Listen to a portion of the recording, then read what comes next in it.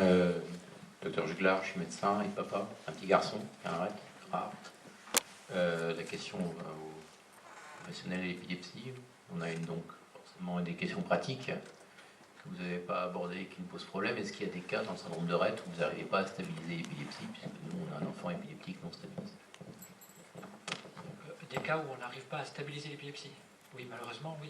Il y a effectivement, dans les schémas que je vous ai montrés, à peu près 30% des enfants qui ont une épilepsie sévère.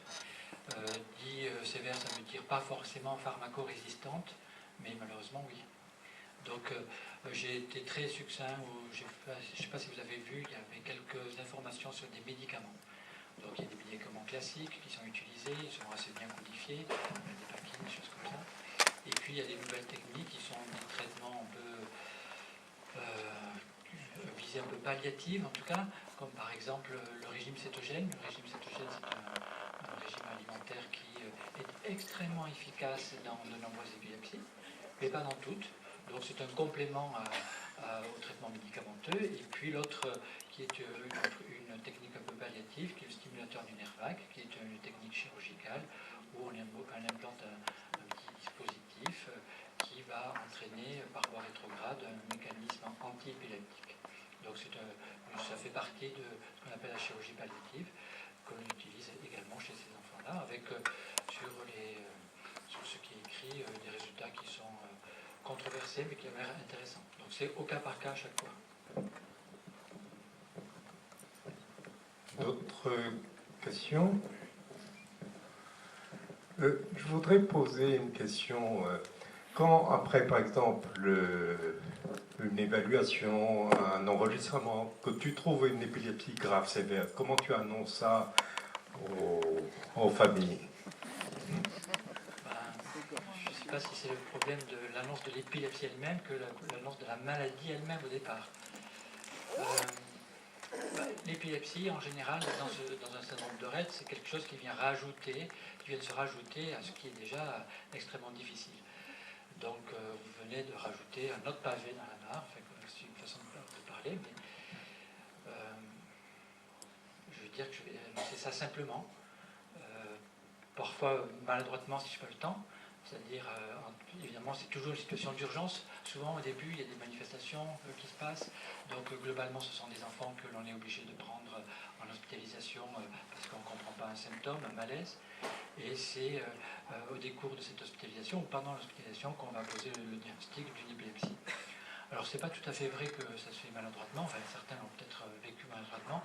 Pour les situations d'enfants avec un handicap ou un polyhandicap, en général, on se pose, même si c'est souvent pour les professionnels que nous sommes, quelque chose d'assez ordinaire, parce que assez commun. Et on sait que ça ne l'est pas du tout pour les familles. Je dirais que pour les enfants qui ont une épilepsie, on va dire simple, sans maladie de fond, parce que c'est un autre cadre que j'ai abordé tout à l'heure, un enfant qui se développe bien et qui, à un âge donné, va développer une épilepsie et qui va en guérir, probablement qu'on prend moins de temps pour leur expliquer, ce qui est un tort. L'exemple que l'on a, c'est qu'on a fait un travail dans notre unité sur le ressenti, la perception des convulsions chez l'enfant, notamment les fameuses convulsions liées à la température. Et cette enquête a été extrêmement utile pour percevoir ce qu'on savait, que les familles vivaient ça comme quelque chose d'extrêmement dramatique. Et du coup, on se pose un petit peu plus clairement pour expliquer des choses qui paraissent banales, comme les convulsions liées à la température, mais surtout, on refait ce qu'on appelle des ateliers d'éducation thérapeutique sur la prise en charge des crises. Et ces ateliers sont étonnamment riches d'émotions pour les patients, et puis pour nous aussi, parce qu'on reste toujours surpris, j'anime ces ateliers régulièrement, par l'extrême anxiété, l'extrême gravité d'une situation qui, pour le professionnel que nous sommes, a été banale parce qu'on sait que ça n'a pas eu de conséquences et qui, pour autant, a été vécu comme un choc. C'est vrai que le fait d'avoir une personne qui convulse est quelque chose de très impressionnant pour un proche. On a l'impression, pour certains qui ont vécu ça, que l'enfant est en train de mourir. On a essentiellement l'image des yeux exorbités, d'une hypersalivation, donc une image très très marquante et très frappante. Et alors que pour le professionnel que nous sommes, finalement c'est un symptôme comme un autre. Donc c'est vrai que parfois on néglige un petit peu ce côté-là dans dans l'annonce, mais globalement, le fait que par exemple on reprenne ce que c'est que les convulsions dans un atelier montre bien qu'on a une certaine attention sur ce problème.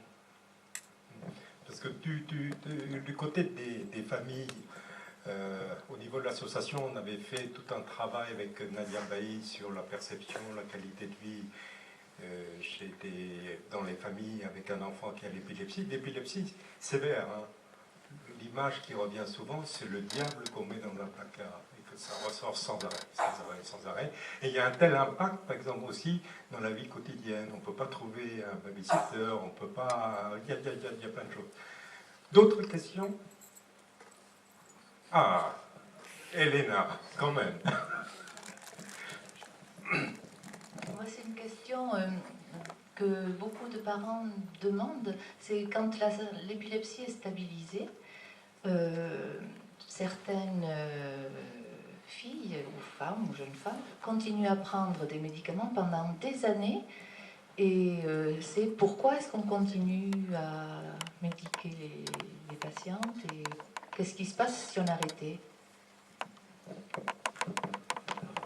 Je m'attendais à une question un peu piège. En pratique, globalement, si je prends le cas général des épilepsies, les enfants qui ont une épilepsie liée à la maturation du cerveau, vous savez, cette première partie des épilepsies dites idiopathiques, qu'elles soient générales ou d'une partie du cerveau, ces enfants vont guérir de leur épilepsie. On leur met un traitement antiépileptique pour qu'ils ne fassent pas de crise, qui les mettent en danger au moment où ils font les crises, qu'ils ne tombent pas dans l'escalier, etc., ou dans le bain, etc.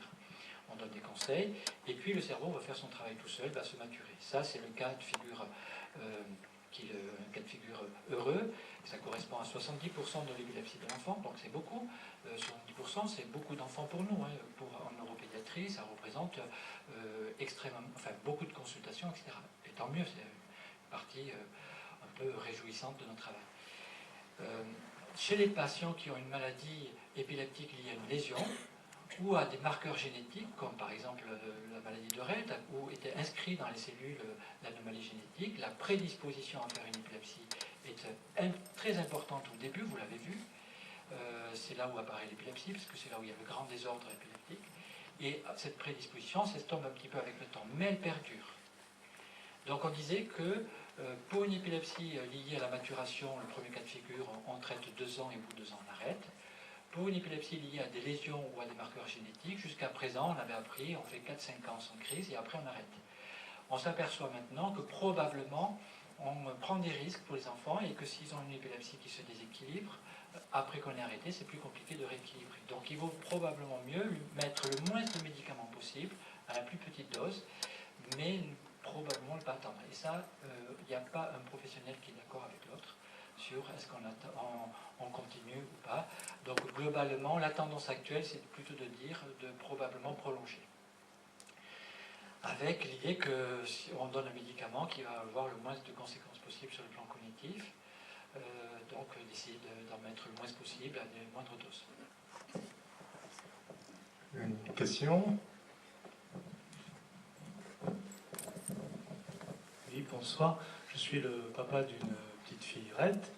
Alors j'avais une question concernant la désipramine, puisque Anna a suivi ce protocole. Voilà, c'était pour savoir simplement où on en était et à quelle échéance pouvait-on avoir des espoirs.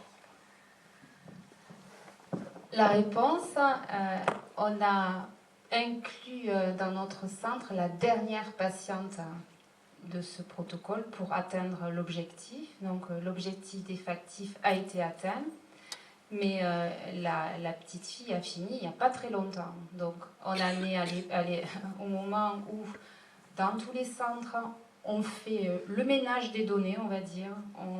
Les coordonnateurs récupèrent les informations, mettent en évidence des discordances sur ce qui a été noté, etc. Et ensuite, il y aura l'analyse. Donc ça aussi, ce sont des étapes qui prennent beaucoup de temps. Donc combien de temps? Je ne sais pas.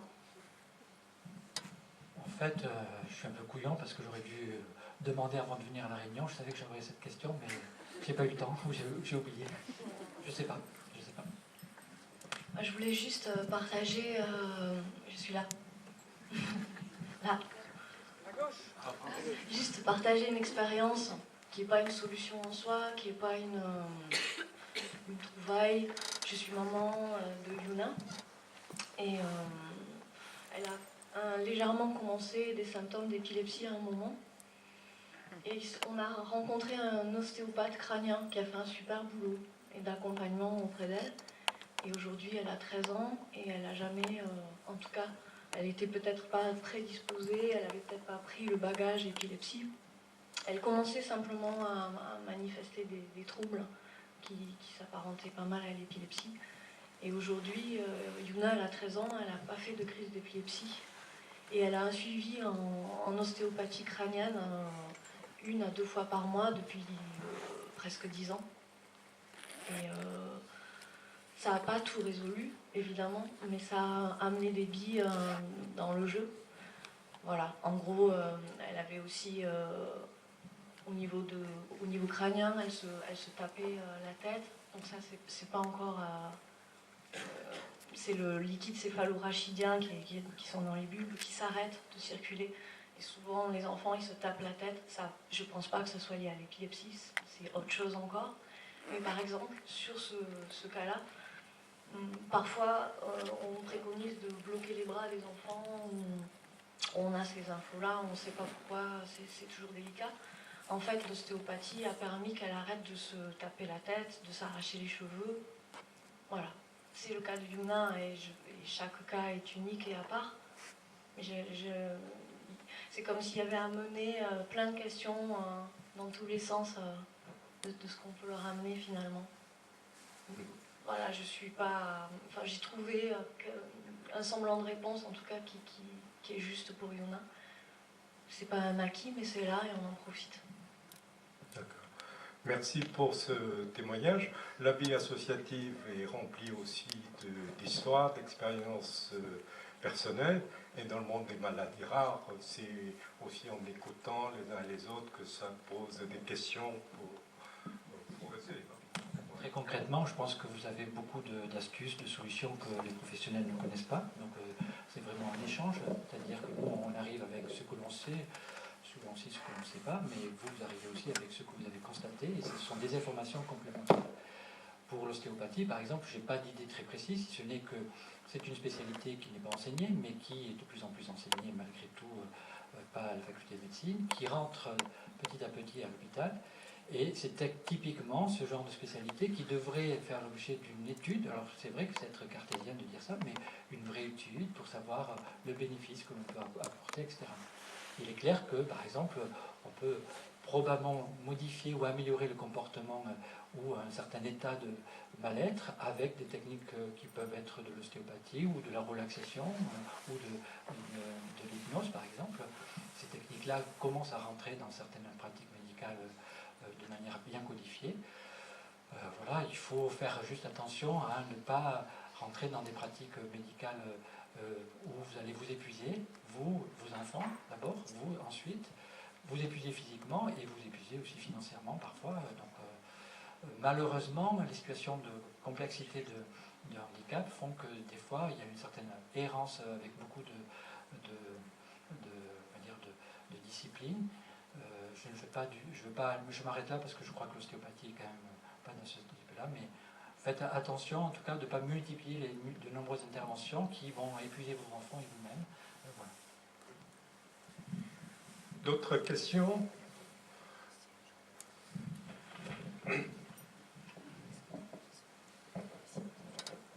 Bonsoir, je suis intervenante à domicile auprès d'enfants polyhandicapés et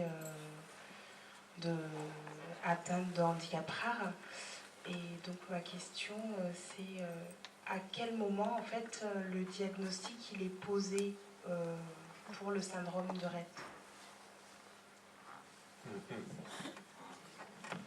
Tout à l'heure, vous avez dit qu'il y a une longue période, parfois.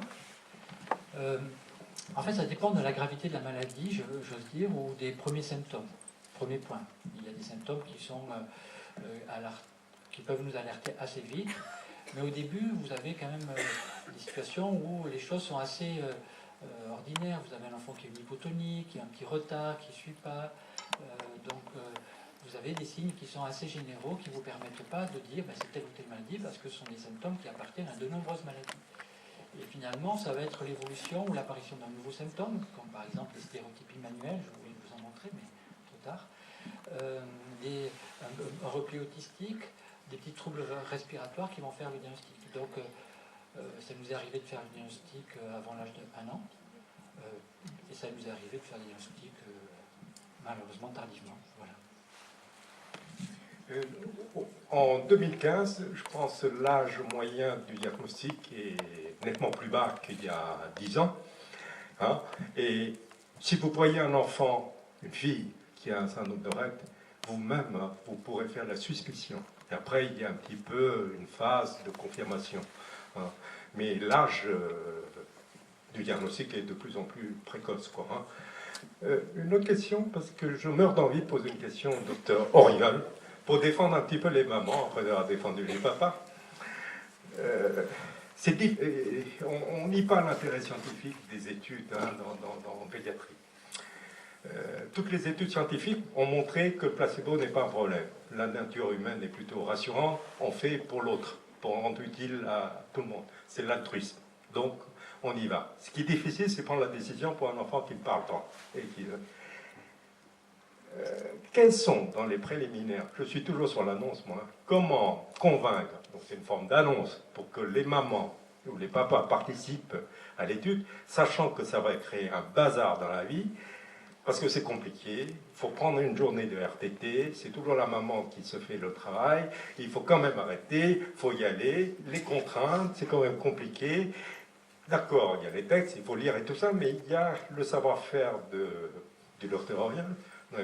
Comment convaincre? Parce que ça va changer la vie de cette famille.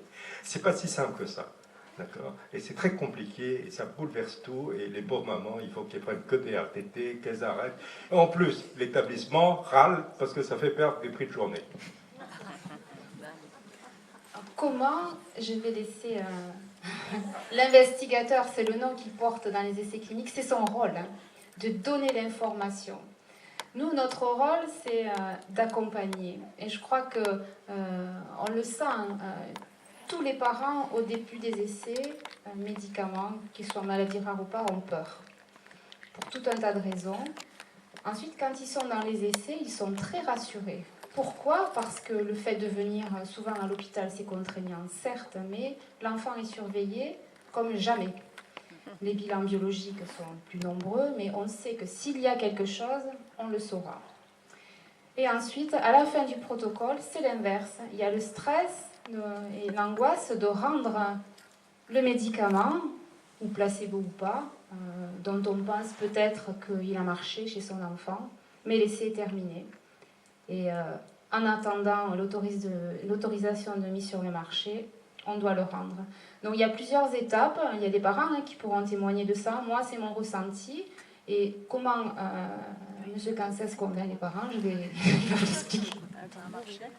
Alors, en fait, tout va dépendre de l'essai en lui-même. C'est-à-dire que si vous avez un essai dans une maladie, puisqu'on est dans un cadre général, on n'est pas que dans la situation de syndrome de Rett. Si vous avez un essai dans une maladie où il y a déjà un traitement et que vous voulez essayer d'améliorer ce traitement, globalement, ça nous arrive, c'est typiquement dans l'épilepsie, c'est assez facile de convaincre parce que la situation est bien connue par la famille, parce que malheureusement, souvent, ce sont des enfants qui ne sont pas équilibrés et qu'ils attendent de notre part un nouveau médicament qui améliorerait la situation. Donc, globalement, j'ai pas de difficulté pour convaincre, j'ai plutôt parfois des difficultés pour avoir des fois l'information avant eux, avant vous finalement, parce que souvent vous avez des informations et je ne sais pas toujours, ça nous arrive, c'est pas très pratique ça, mais bon, peu importe, on fait avec. La deuxième chose, le vrai problème, c'est dans les maladies où il n'y a pas de traitement.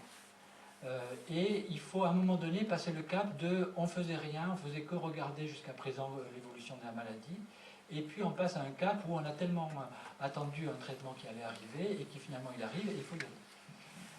Là aussi, c'est par exemple l'exemple de la maladie Duchenne, la myopathie de Duchenne. C'est ce que nous avons vécu il y a pas très longtemps avec un essai de pharmacogénétique.